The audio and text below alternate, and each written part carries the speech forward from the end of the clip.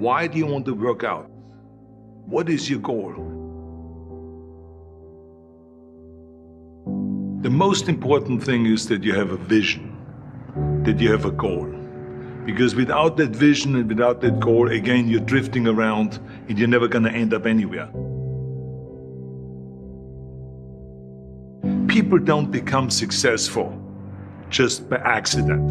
You know, I mean, maybe the guy that found gold in California and started the gold rush, but don't count on that.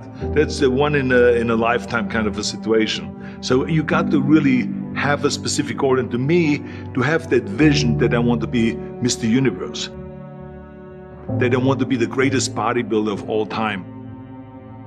That was a great vision, and that specifically to look like Reg Park and to be up there on that stage and to lift the trophy overhead and to win the championship over and over and over again. So that was a great goal. You have to have a goal. Now, it doesn't have to be that specific goal, but it has to have some goal. This is why I always recommend to people, sit down, take your time, and start thinking about, why do you want to work out? What is your goal? And that can be as crazy as it is. It could be, I want to impress girls. If that's your goal, so be it, but it motivates you.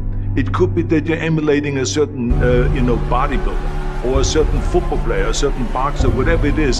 Have those pictures put all over the wall like I did when I was a kid. I put pictures of Reg Park and of Sonny Liston, of boxers and of Ali and of powerlifters and weightlifters all over my bedroom, wall. So that every day when I go to sleep, every day when I wake up, I look at those pictures and they motivate me. You need that motivation, and then therefore you have this kind of imprint in front of you all the time, and you know exactly what you're chasing.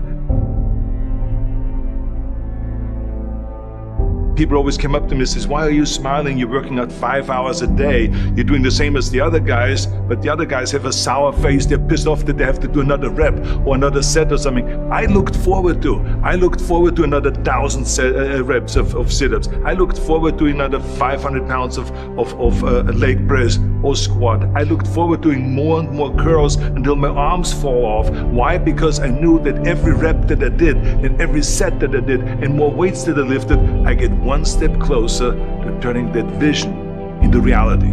So I was turned on by that. I was excited. I couldn't wait to get to the gym.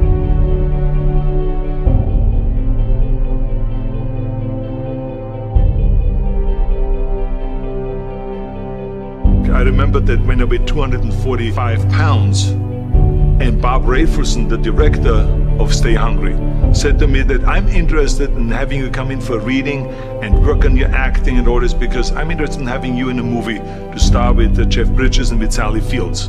I was delighted about that, and I was excited, and I started pumping up more and more. And then he said, but I don't want you to weigh more than 210 pounds. You want me to be in the movie, but I'm weighing 245, 246. I say, I just won the Olympia, I say, which was 1974, and I was really at my biggest.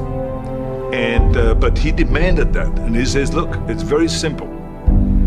On the day we start shooting, he says, I'm gonna put you on a scale, and if you don't make the 210, you're out, because I have someone else in mind. And I worked on it. I started visualizing myself very clearly as a lean athlete, because that's the only way I could lose that weight and all of a sudden get interested in running more, because up until that point I ran like 3 miles after training or before training or whatever, but now all of a sudden it was 5 miles, 6 miles, 7 miles, 8 miles, and they even ran mini marathons in order to lose the weight, and I did everything with high reps, and I was watching my diet, what I eat and all those kind of things.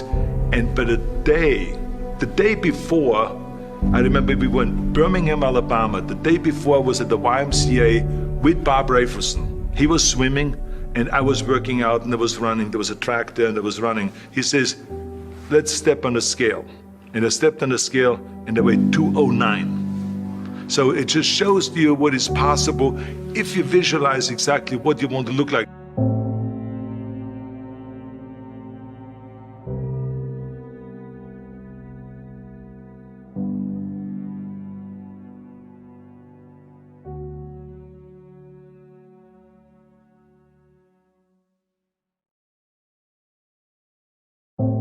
And there was no room for any kind of like, well, I can't get my act together or anything like this, because there's only a certain amount of time. But the key thing again is have the clear vision. Have the specific goal of what you want to accomplish, because then you never go to the gym and you say, the day I feel down a little bit, I don't know what it is all about, I don't know my life, I'm confused. No, I tell you that I was a perfect example of someone that was not confident at all.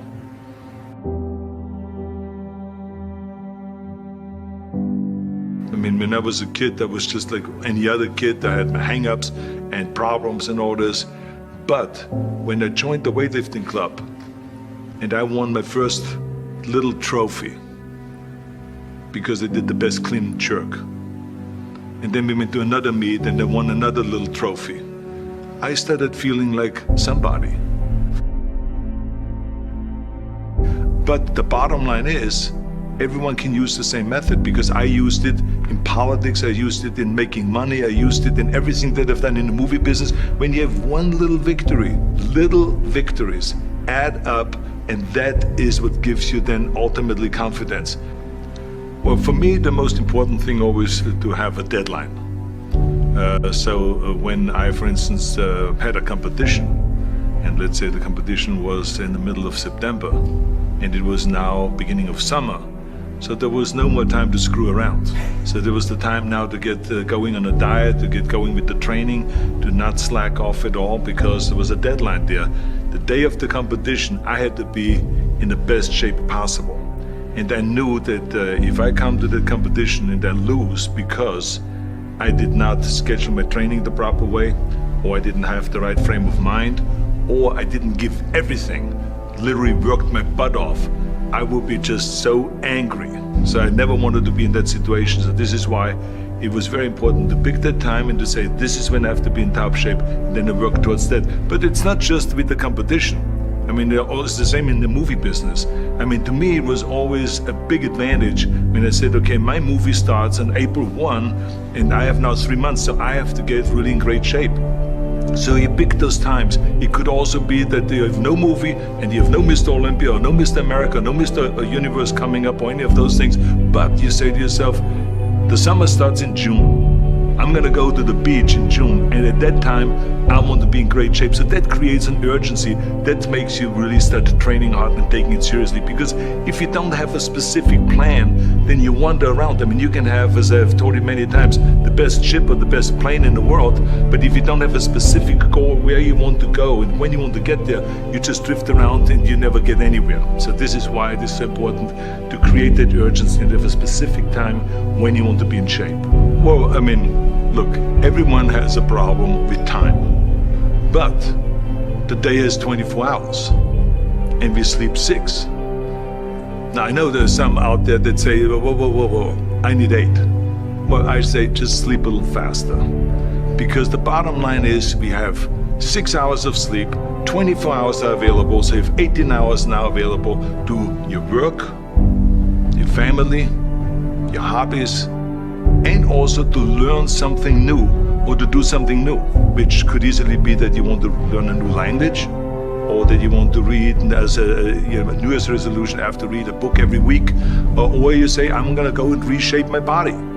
So you're gonna go and take this hour out of your schedule and say, I'm gonna train an hour every day. So this is, for most people, a huge challenge, but it is totally doable, I can tell them, because the kind of things that I did when I came to this country, I mean, I went to school, I was working in construction, I was working out my 5 hours a day, I was taking acting classes from 8 o'clock at night to 12 midnight, I was doing all of those things. I wanted to make sure that out of the 24 hours of the day, that I don't waste one single hour. Those hours were too precious. And so there I just want to tell people, don't give me this thing, I have a difficult time with the time and I don't have time for this and I don't have that. You have time, you make the time.